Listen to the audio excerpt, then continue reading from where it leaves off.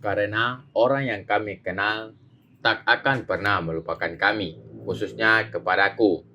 Benar-benar Eka merasakan hatinya seperti tertusuk belati tajam. Ia pun merasa kesakitan yang sama dengan Rere saat ini. Meski ia masih saja bertahan dan tak menampakkan kepada mereka. Iya, kamu Ibu Renata kan? Kini Neta yang berucap karena samar-samar. Rere tersenyum dan Eka yang melihat senyum itu ingin rasanya tubuh Rere meminta maaf kepada atas sikapnya yang ia lakukan kali ini. Betul Bu Arneta, jawab Rere. Neta tampak berdiri sambil masih tersenyum. Ekspresi Neta sangat berbeda jika berhadapan dengan Karin maupun Vino. Vino dan Karin cukup takjub akan apa yang ia lihat saat ini. Ternyata Rere yang sejak tadi dia malah diterima dengan baik oleh mereka. Kenalkan, gue Neta. Neta mengulurkan tangannya kepada Rere. Renata, Bu, balas Rere. Oh, iya.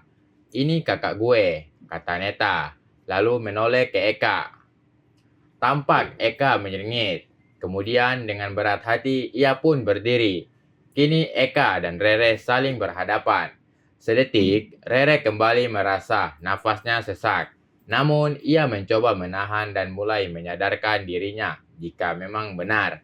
Pria di hadapannya bukanlah Eka yang dia kenal. Renata, Pak, Rere menyebut namanya. Eka maupun Rere menahan gejolak di dada, menahan sesak dan juga kesakitan yang sejak tadi mendera mereka. Apalagi saat ini, tampak Eka seakan tak ingin melepaskan tangan gadis itu. Ia malah menggenggamnya dengan penuh perasaan. Kak, Neta bergumam karena tersadar. Eka dan Rere terlihat aneh. Eka tersadar. Iya pak, jawab Rere. Rere tampak mengepalkan kedua tangannya, berusaha melawan rasa ingin tubuh Eka. Hingga ia pun mengalihkan tatapannya, karena justru saat ini giliran dia yang tak berani lagi saling bertatapan dengan pria itu. Kami permisi, Bapak Arkarna dan Ibu Arneta. Ya, jawab Eka. Iya Mbak Renata.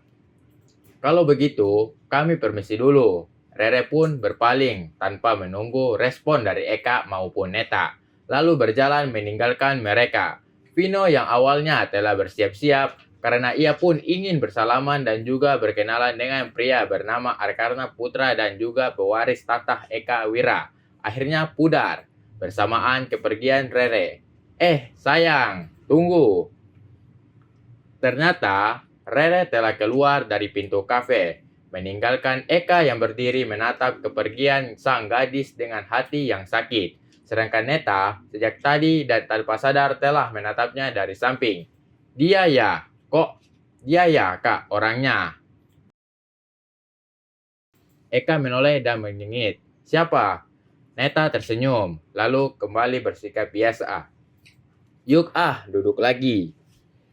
Kata Eka menyuruh gadis itu duduk. Oke, Neta pun mengangguk dengan wajah yang masih tersenyum. Kemudian mereka berdua pun melanjutkan mengobrol. Dan tampak Neta sama sekali menyinggung kejadian tadi. Pagi ini, sengaja Eka tiba lebih awal di kantornya. Ia telah mengundang para BOD. Eka mengadakan meeting untuk membahas perencanaan kedua perusahaan yaitu Sanjaya Group dan juga Telesindo ke depannya. Duduk dalam diamnya, sambil menunggu para tamu meeting tiba. Eka memikirkan banyak hal. Salah satunya ia memikirkan kejadian 2 hari yang lalu, ketika ia bertemu dengan Rere di kafe. Betapa Eka bertahan akan melihat dengan jelas raut wajah kesedihan gadis itu, membuat hatinya seakan berulang kali Eka mencoba untuk melupakan kejadian kala itu. Malah semakin sakit yang ia rasakan. Untung saja ada Neta yang selama 2 hari ini tak membahas tentang kejadian itu. Malah gadis itu setiap saat selalu membuat Eka tertawa. Namun, ia pun tak mampu berterus terang di hadapan semua orang kala itu.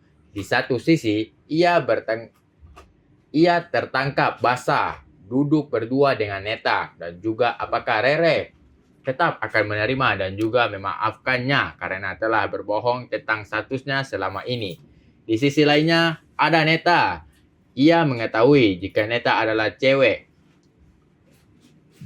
Dilema besar yang dirasakan oleh Eka saat ini. Berulang kali batinnya bertanya-tanya, apa yang ia harus lakukan sekarang? Apakah ia harus berterus terang kepada Rere tentang dirinya yang sebenarnya? Atau tetap membiarkan kejadian dan kekuruhan ini terjadi hingga saat telah tiba? Eka tampak menggelengkan kepalanya sesaat. Telah lelah bersedih karena kelakuan dirinya sendiri. Mungkin dengan merelakan Rere tetap bersanding dengan Vino adalah hal yang paling terbaik saat ini. Karena menurut Eka, cinta itu mudah dihapuskan dengan berjalannya waktu. Ada Neta yang siap kapanpun menjadi pendampingnya. Karena toh, sang ayah juga gak permasalahkan hubungan. Bahkan saat Eka selalu pulang ke rumah, justru sang ayah seakan sengaja memilih untuk tak pulang ke rumah dan memilih tidur di apartemen yang sama dengan tempat Eka. Hanya berbeda lantai saja, seakan membiarkan kedua anaknya saling mengenal, saling dekat sesuai wasiat mendiang sang istri.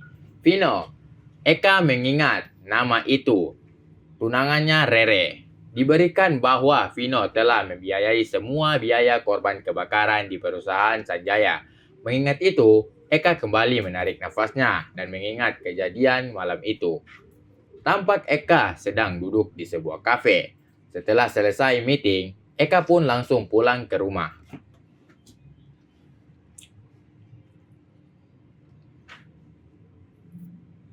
Saat ia telah dekat dari rumah, ia mendapat kabar jika Neta malam ini pulangnya agak telat.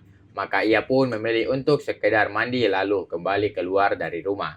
Selama perjalanan Eka berpikir banyak hal. Sehari tak melihat Rere, sungguhlah membuatnya khawatir besar. Sehari ini juga Eka tak menonton siaran TV.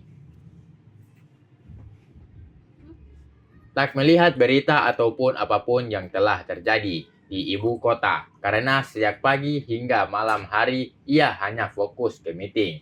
Fokus untuk beberapa plan yang akan ia jalankan ke depannya. Lalu, karena khawatirnya makin besar akan kondisi Rere di rumah sakit, maka ia segera menjalankan mobil menuju ke rumah sakit Abidin Mandiri.